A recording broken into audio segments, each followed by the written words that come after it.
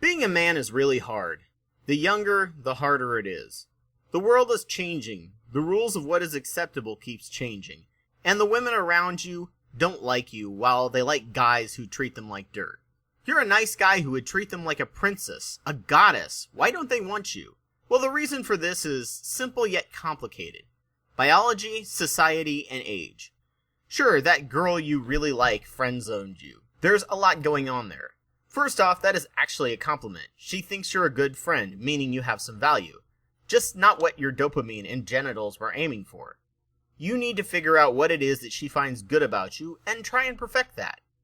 The problem with chicks in your teens and 20s is they are immature and often shallow. But guess what? So are you. Your brain is aiming first for the body and for the mind second. You may think you're aiming for the mind, but your brain often filters your view of their mind through hormones. Arousal triggers adenine vasopressin, which triggers deep feelings of emotional attachment, which more often than not does not trigger for the women. It is incredibly tough to distinguish between having a real connection and having an AVP reaction from your teens to early 20s.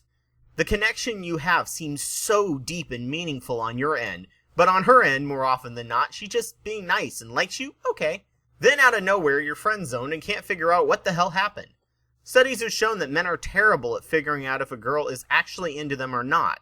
Men are just as likely to confuse a woman who likes them as being disinterested, as assuming a woman is flirting with them when they're just being nice. Women think they're being entirely upfront about their intentions, while the guy often has a completely wrong idea of what is going on. While many women may appear to be teasing you, most of them are completely oblivious as to what's going on in your head and just think they're being friendly. There are actually fairly accurate micro-expressions in body language one can learn to read, such as if she leans in when talking to you and aims her body toward or away from you, that can increase your accuracy levels on how into you she is. Mind you, you'll also have to adjust for biasing that your brain will want to read thanks to the AVP reaction. You were told about physical changes during puberty, but unfortunately the level was nowhere near enough, and most of you were blindsided by it and often develop bitterness toward women. During your teens and early 20s, part of your brain becomes less active according to fMRI, and as your body gets a massive flood of hormones, visual attraction cues are what you care about the most and mistake them for reading someone's personality and social cues. It is intoxicating like a drug. Infatuation is akin to cocaine in what it does. When you're attempting to date them, it's akin to driving while on cocaine. When you can't have it, it makes you feel dirty when you crash, and many do very creepy and even dangerous things because of said drug crash. It really comes down to how you trained yourself or were trained to react early on. As you age, your brain starts to wake up from puberty. Physical attractions begin to become less important. If you have a lot of experience with rejection, you've built up a defense to it so it isn't crippling you, and you can get over it easier. fMRI scans show that being rejected triggers the same areas of the brain as a punch in the stomach, but there are ways like exercising that make a punch to the gut not hurt very much. You become more capable of dealing with rejection, and you can think clearly and learn how to change your behavior to appear more attractive. In your late 20s and early 30s, if you were not considered the hot one in high school, you are beginning to reach your peak attractiveness level as your testosterone is reaching the level the jocks had back in high school. Girls go through the exact same attraction drive that men do, and aim for visual attraction cues society often marketed as cool. Certain types of men mature faster than others and win the genetic lottery in high school to be the most physically desirable. They attract women who are similarly desirable. We often view our own attractiveness as higher and rate ourselves as more attractive than we actually are to other people. Or we've believed the fairy tale myth movies have of the girl magically seeing the real you and looking past everything because you're nice. That is BS. Please get over that.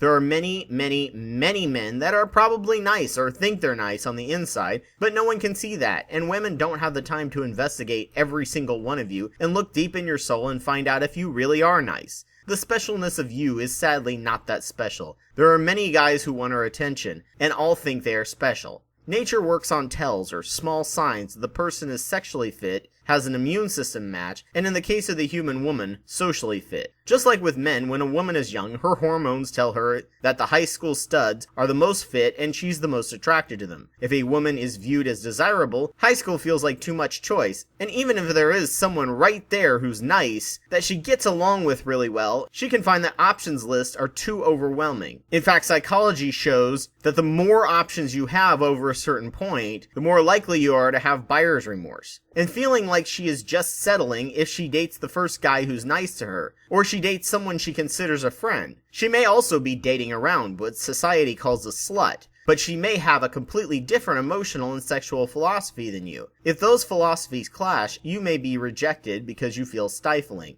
and you guys just weren't a good match.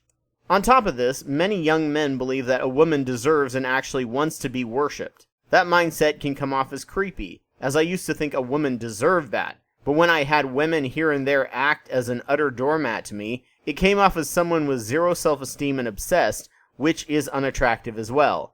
I have had women who have been head over heels obsessed with me way too early in the relationship that made me incredibly uncomfortable. Infatuation is doing what feels good to you and what you think would feel good to them, often not what actually makes them feel good and happy. Young men that age faster than you get a testosterone dump early on, while they get the chicks in high school that tend to die faster because testosterone is actually pretty rough on the body. Guys in high school that age slower while being awkward and viewed as less attractive in high school actually get to play the long game and refine themselves. They have to work harder, but if you work to make yourself interesting and build up a resistance to rejection, by the time both of you are waking up from your drug-induced puberty and looks become less important, and you can learn to tell the difference between infatuation and real mutual connections, the connection will be deeper. Nerds tend to be classified as better lovers as they actually had to work at sex to want repeat customers. I've talked to many women who as adults later in life have hooked up with some pretty men who never had to try to get laid, and the women say that, yeah, they're nice to look at, but they really suck in bed. The waiting game is sadly what the more socially awkward, slower maturing, or less attractive members of both genders have to play. Cold comfort right now, you're a junkie looking for a fix and can't score a hit without doing something illegal or lowering your standards, where in your mind the fix won't be the dose you want.